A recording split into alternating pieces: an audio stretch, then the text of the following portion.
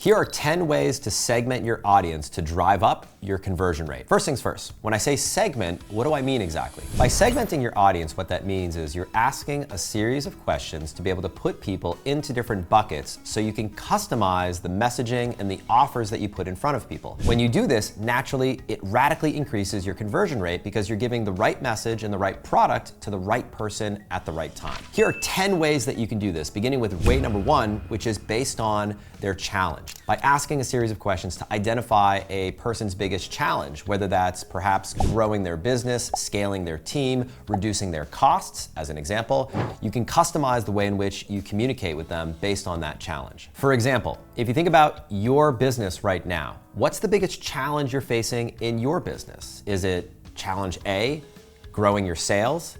Is it challenge B, growing your team?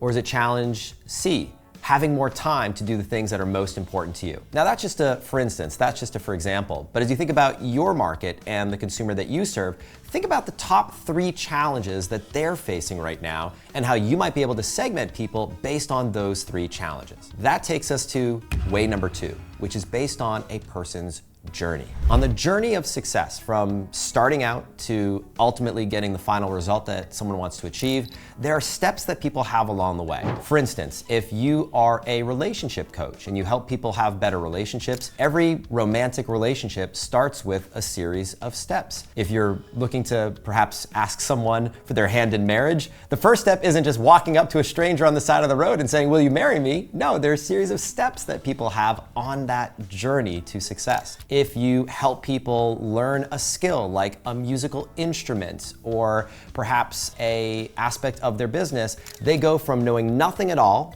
never having played the piano, for example, to learning their first song, improving their skill, and moving along the way. By asking a series of questions to assess where someone is in their journey, you can put in front of them the right messaging and the right products. Way number 3 is based on product. If you sell more than one product right now, a great way to segment your audience is based on which product is right for them. So think about the products that you sell right now. Let's say you've got 4 or 5 different products. By asking people questions to identify which product is right for them, starting with the end in mind, maybe you have a product for beginners, you might have a product for intermediate users, you might have a product for advanced users. By reverse engineering the questions that you might want to ask someone to determine which product is right for them, you can segment your audience to not only recommend the right product, but offer the right messaging and the right content related to that user. Way number 4 is based on role. Let's say you have a product that serves different people in different positions or different roles. Let's say, for example, if you have an educational product that can serve parents and teachers. If you have someone who self-identifies as a parent, well, present a case study of another parent. If you have someone who self-identifies as a teacher, present a case study that is of a teacher. By matching the right case study with the right clients, you're gonna improve your conversion rate because they can see themselves using your product or service. Way number 5 is based on their goal. By asking a question in your quiz funnel around what is a person's goal, whether that's losing weight, building muscle in a fitness example, or generating more sales or reducing your costs in a business example, you can self-identify what product or service and what solution is right for a user based on what they raise their hand to say their number 1 goal is. Next is a jobs to be done framework. By asking people, what job are you looking to accomplish? What are you looking to make happen with a product or service? By getting people to self-identify with that answer, you can then talk about the unique features or benefits of your product in a way that's hyper-specific for them. So, for example, with our product, ScoreApp, you might be thinking about using a quiz funnel to generate more leads because you're looking to generate more leads. You might also want to use a quiz funnel to better qualify those leads. By asking a series of questions, you can better understand if someone is a good fit before you actually spend time with them on the phone or in a sales conversation. Those are 2 different goals to accomplish. By knowing what goal is most important to you, we can talk about the feature or the benefit of our product in a way that speaks to your specific situation. Number 7, geographic segmentation. This one's simple. By asking where someone is spending their time, where their business is located, where they're looking to travel to, you can communicate with them in a very specific way. Now, some of these ways are very overt. You can use examples that take place in the geography where they're spending time. Some of them are a little bit more nuanced. Like, for example, if someone self-identifies as being in Australia, you might want to use a different form of colloquial language in your messaging versus someone who identifies as being in New Zealand or in the UK or the United States. So there's some ways that you can do this in a very overt way, and some ways that you can use segmentation to personalize the messaging in a more subtle and nuanced way. Number 8, demographic segmentation.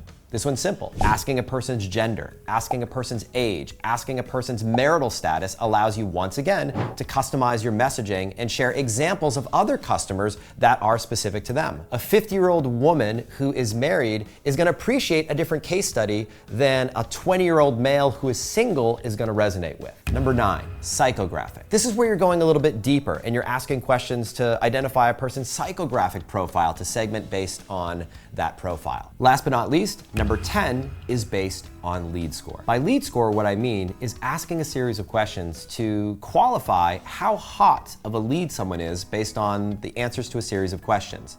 And you can do this using what's known as the BANT framework, B-A-N-T, which stands for budget, authority, need, and timeline. By asking questions to determine a potential buyer's budget, whether or not they've got the authority to make a purchase, do they even have a need for the product or service that you offer? And what's their timeline? Are they ready to purchase right now? Are they looking to purchase in 6 months from now? Or are they just looking around and browsing, not really serious about purchasing at all? With that information, you can segment users into different buckets to perhaps send your hottest leads maybe to a phone call with you or your sales team. Maybe a lead that's somewhere in the middle, adding them to a nurture campaign, or perhaps inviting them to attend a webinar. And leads that are maybe ice cold, that have no intent in purchasing at all, maybe we send them on a cold nurture email sequence, or we even refer them to another business. So there you have it, 10 ways to segment your leads. Now you might be thinking, with 10 ways to segment your audience, you need to apply them all. Well, that's not the case. Instead, what I want to invite you to do is to think about what's one